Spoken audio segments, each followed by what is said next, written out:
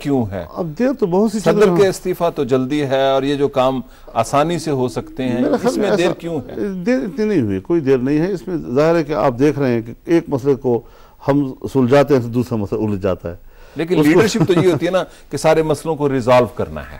تو کرنا تو ہے لیکن راتوں رات میں تھوڑا ہی ہوتا ہے، کچھ نہ کچھ چلنا پڑتا ہے، جاتے جاتے حل ہوتے ہیں۔ اچھا یہ بتائیں کہ صدر مشرف صاحب کے استعفے سے پہلے یہ بھی تھا اور بعد میں بھی کچھ ڈیمانڈ ابھی بھی ہیں کہ ان کے خلاف مقدمات چلائے جائیں، تو آپ کی پارٹی کا کیا سٹینڈ ہے؟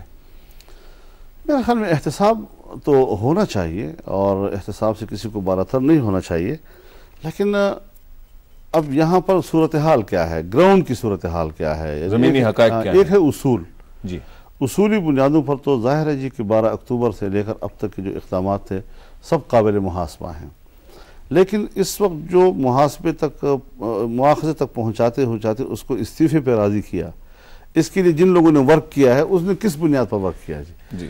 اس حکومت نے، جو حکومت کو اصل لوگ چلا رہے ہیں، تو میرا نظریہ 100 دفعہ یہ ہو کہ اس کا محاسبہ کیا جائے، لیکن کمان کرنے والی جو قوت ہے جس نے اس معاملے کو اپنی حکمت و تدبیر اور حکمت عملی سے یہاں تک پہنچایا ہے، کیا وہ اس کمٹمنٹ کے ساتھ ہے کہ پھر محاسبہ بھی کیا جائے گا، یا یہ کہ کچھ ریکنسلیشن کا جو فلسفہ ہے اس پر عمل درآمد؟ لیکن جو بڑے پارٹنر کے ساتھ دوسرے بڑے پارٹنر ہی ہیں آلموسٹ وہ پاکستان مسلم لیگ نون، وہ تو محاسبے کی بات کرتے تو ہیں، لیکن اب ترجیحات کا مسئلہ ہے نا جی۔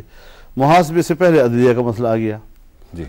اب میں نے جو وہ پہلی بات کی تھی نا جی، جو کہہ رہے ہیں کہ مجھے وقت چاہیے، ممکن ہے اس دوران میں نے کچھ ایسے مراحل سے گزرا ہوں کہ جہاں یہ کام میں فوراً نہیں کر سکتا، تو اس پر بھی ذرا تو آپ یہ سمجھتے ہیں کہ جو وقت چاہیے اور جوڈیشری کی ریسٹوریشن کا مسئلہ ہے تو یہ ممکن ہو جائے گا؟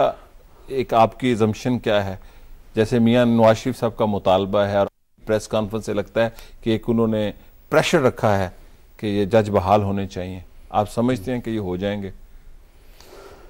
اس پر میں ابھی کچھ نہیں کہہ سکتا جی، سچویشن بڑی فلوئڈ ہے، کچھ بھی ہو سکتا ہے اور اتحاد ٹوٹ بھی سکتا ہے۔ اتحاد ٹوٹ بھی سکتا ہے، اور اگر اتحاد ٹوٹا تو پھر کیا ہوگا؟ غلط ہوگا، بدقسمتی ہوگی، پاکستان کا سیاسی منظرنامہ کیا ہوگا؟ انتہائی برا ہوگا، مثلاً آمریت آ سکتی ہے، کسی کے کنٹرول میں نہیں ہوگا صورتحال۔ آمرانہ قوتوں کو ہم پھر مواقع مہیا کریں کہ ہم ناکام ہو گئے ہیں، اب آپ واپس آئیں، پھر یہ ہو سکتا ہے کیونکہ یہ ایک فیئر ہے کہ یہ سارا کچھ ایسے اس لیے کیا گیا ہے کہ چند مہینے میں پھر ایک ایسی صورتحال ہو کہ پھر 12 اکتوبر والی صورتحال۔ ایسی چیزوں سے پھر ہم نے اپنے آپ کو خود بچانا ہوگا نا، ہمارے پاس بھی تو کوئی تھوڑا عقل و تدبر ہونا چاہیے کہ ہم حالات کی سنگینی کو سامنے رکھتے ہوئے اور جو مشکل کی جو حقیقت ہے اس مشکل کی حقیقت کو سمجھتے ہوئے اس سے ہم بچنے کی تدبیر کیوں نہیں کریں گے پھر؟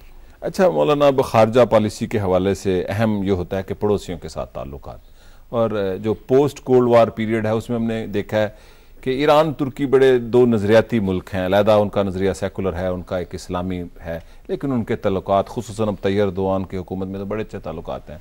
کچھ لوگ یہ سمجھتے ہیں اور یہ ایک حقیقت ہے کہ ان خطوں نے ترقی کی جنہوں نے ریجنل کوآپریشن کی، جیسے آسیان ہے، تو ہم کیوں نہیں بھارت کے ساتھ اچھے تعلقات کرتے اکنامک سطح پر، سیاسی سطح پر؟ تو آپ اس کے بارے میں کیا رائے رکھتے ہیں؟ میرے نزدیک خارجہ پالیسی جو ہے یہ خارجہ پالیسی کسی جامد چیز کا نام نہیں ہوا کرتا۔ خارجہ پالیسی ہمیشہ ملک کے مفادات کی گرد گھومتی ہے۔ اب ظاہر ہے جی کہ آپ نے جب ملک کو طاقتور بنانا ہے تو آپ نے کوشش کرنی ہے کہ میری دنیا کے ساتھ اچھے تعلقات ہوں، میرے ملک کے اندر بھی پیداواری صلاحیت اس کی بڑھے جی۔ پیداوار آپ کی تب بڑھے گی جب اس کی ایکسپورٹ ہوگی، دنیا میں مانگ ہوگی، طلب ہوگی، اس دنیا کے ساتھ آپ کی تجارت ہوگی کہ جہاں آپ کے مصنوعات کی طلب زیادہ ہے، آپ کی طلب وہاں تب زیادہ ہوگی جب اس کے اپنے مصنوعات کی نسبت آپ کا معیار اچھا ہوگا۔ اگر آپ ایسے ملکوں کے ساتھ تجارت کریں گے کہ جہاں کی اپنی پیداواری صلاحیت اس کا معیار آپ سے اچھا ہے تو وہ کیوں آپ کو مال لیں گے؟ ٹھیک ہے۔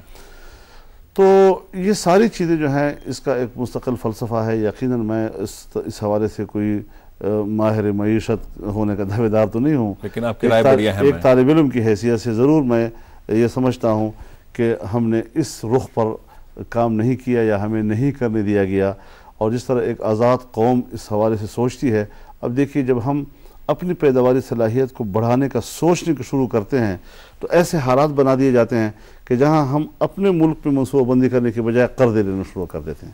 جب قرضے لینا شروع کر دیتے ہیں اور پھر اس کے بعد آپ دیکھیں ہماری امپورٹ بڑھ رہی ہے جی. اب امپورٹ جب آپ کی بڑھتی ہے تو آپ کے ملک میں مہنگائی پیدا کی جاتی ہے جی, تو آپ کے روپے کی قدر گرا دیتے ہیں جی. اب جب آپ کے روپے کی قیمت ڈالر کی قیمت 60 روپیہ ہے تو آپ چیزیں منگواتے ہیں تو 60 روپے پہ لوگوں کو دیتے ہیں جی. ٹھیک ہے. لیکن آج آپ وہی چیز اسی ڈالر پہ منگواتے ہیں اور لوگوں سے کہتے ہیں کہ 75 روپے اور 76 روپے آپ ادا کریں گے اس کے لیے. تو یہ وہ چیز ہے کہ جس کے اندر ہم سمجھتے ہیں کہ ہمارے اختیار میں نہیں ہے اپنے ملک کے اندر کی مہنگائی کو روکنا اور بین الاقوامی قوتوں کے شکنجے میں ہم پھنس جاتے ہیں جی. اب ان پالیسیوں کو چینج کرنا ہے ہم نے. کیا ہم نے قیامت تک ڈالر کے ساتھ وابستہ رہنا ہے کہ جو ہمارا حشر کرے اور جب چاہے ہمارا حشر کرے؟ ہم نے ہر قیمت پر IMF سے وابستہ رہنا ہے؟ ہم نے ورلڈ بینک کی غلامی کرنی ہے ساری زندگی اور ہم نے اس کا متبادل پھر نہیں سوچنا, اس پہ کام نہیں کرنا ہم نے؟ اور پھر ہمارے ملک کے اندر جو خود ہمارے ریسورسز ہیں اس کو ہم کب استعمال میں لائیں گے جی؟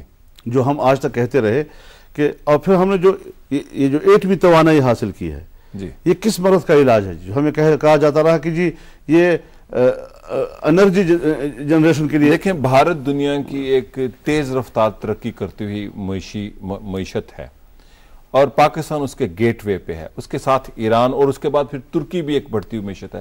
تو پاکستان کی یہ نئی حکومت جو ہے جس کو پوری عوام کا مینڈیٹ ہے, آلموسٹ ساری جماعتیں اس میں, کیوں نہیں ایسے ریڈیکل ریفارمز کرتی خارجہ پالیسی میں کہ وہ جو سامراج کے حکم نامے ہیں کہ آپ گیس لائن اور پائپ لائن نہیں بچھا سکتے, آپ اسے کیوں وڈرا نہیں کرتے؟ یہ ساری چیزیں آپ خود اندازہ لگائیں. ہماری بھی سوچ کو دیکھیں, انڈیا کی بھی سوچ کو دیکھیں جی. جب دنیا کی سیاست بدل گئی, سوویت یونین چلا گیا جی, تو واجپئی نے انیشیٹو لیا اور یہاں آیا اور کہا جی پاکستان میرا پڑوسی ملک ہے, میں اس کو تسلیم کرتا ہوں جی. دوسری طرف آپ دیکھیں تبت کا معاملہ اس نے حل کیا جی, اس نے چین کے ساتھ تعلقات بہتر بنائے. ٹھیک ہے. اور پڑوسی ممالک کے ساتھ تعلقات کی بہتری میں آج وہ 2020 تک دنیا کا معاشی اور اقتصادی حوالے سے ترقی یافتہ ملکوں کے صف میں جانا چاہتا ہے. بالکل جی. یہ اس نے اپنے اہداف ہیں ایک ترقی یافتہ ملک جو ہے ان میں شمار ہونے کا ہدف بھی متعین کر لیا. ہم نہیں کر سکتے ابھی تک جی, ہم فائدہ نہیں اٹھا رہے اس سے جی. ایران ہے, اس نے اپنی ترقی پہ نظر رکھی ہوئی ہے جی, بالکل صحیح ہے, اسٹیبل ہے. اور ترکی ہے, اس نے اپنی ترقی اور وہ ریجنل کوآپریشن کی بات کرتے ہیں جی. ہم نے ویسے تو بنایا ہوا ہے, لیکن وہ زبانی کلام سارک بنایا ہوا ہے, لیکن صرف ملاقاتوں تک محدود ہے. آسیان جو ہے ہم اس کو استعمال نہیں کر رہے. تو ریجنل لیول پر ہم ابھی قریبی ملکوں کو, پڑوسی ملکوں کو اہمیت نہیں دے رہے. ترجیح یہ ہونی چاہیے کہ اولین تعلقات میں ہماری ترجیح پڑوسی ممالک ہونے چاہیے جی, اسلامی دنیا ہونی چاہیے, پھر عالمی قوتیں ہونی چاہیے. ہم کسی کے ساتھ جھگڑا نہیں کرنا چاہتے, لیکن اپنے مفادات کو سامنے رکھتے ہوئے ملک کو ہم کیسے ترقی دیں گے. ملک کو ترقی دینے کے لیے داخلی اطمینان بھی. اب دیکھیے بھٹو صاحب جب ملک ٹوٹ گیا تھا اور بھٹو صاحب نے حکومت بنائی, آپ اس آئین کی روح کو ذرا دیکھیں جی. اس آئین کی روح میں آپ کو مذہبی طبقے بھی مطمئن نظر آئیں گے جی, آپ کو اس میں قوم پرست اور صوبہ پرست لوگ بھی مطمئن نظر آئیں گے, آپ کو اس میں لیفٹسٹ بھی مطمئن نظر آئیں گے. سب کے آراء و خیالات کو اور تصورات کو اس آئین میں سمویا گیا ہے جی. آج اس کو منجمد کر دیا گیا. ٹھیک بات. صوبائی خود مختاری کی بات کرتے ہیں لوگ, 73 کا آئین آج تک غیر مؤثر. اسلامی قانون سازی کی بات ہم کر رہے ہیں, غیر مؤثر. تو اب جب ہم اپنے ملک کے اندر ایک چیز کا تعین کرتے ہیں اور چاہتے ہیں کہ ملک کے اندر جتنی قومیں, برادریاں, جتنے خیالات, جتنے نظریات ہیں اس کو آئین کے حوالے سے سموئیں اور پھر آئین کو ہم ایک قومی میثاق کی حیثیت دیں. تو ایک آئین ہم نے بنایا, اس کو ہم نے قومی میثاق کی حیثیت دی. آج صوبے کے لوگ, صوبہ پرست لوگ اور قوم پرست لوگ یہ نہیں جانتے کہ سن 73 کے آئین میں ہمارے لیے کیا طے ہے. مذہبی لوگ یہ نہیں جانتے کہ مذہب کے بارے میں ہمارے ہاں کیا طے ہے. لہٰذا جو قوم پرست ہے وہ بھی تلوار اٹھا رہے ہیں, بندوق اٹھا رہے ہیں, جو اسلامسٹ ہے وہ بھی بندوق اٹھا رہے ہیں اور کہتے ہیں کہ جی ہمارے حقوق اس کے بغیر ہمیں نہیں مل سکتے. تو یہاں تک ہمیں کن لوگوں نے پہنچایا اور کیوں پہنچایا جا رہا ہے آخر ہمیں. صحیح ہے مولانا, بڑی مہربانی. آج آپ نے سیاست, عالمی امور اور علاقائی سیاست, پاکستان کے مسائل اور ان کے حل پر گفتگو کی. ہم آپ کے بڑے ممنون ہیں کہ آپ اسلام آباد اسٹوڈیو میں تشریف لائے, آپ کی مہربانی.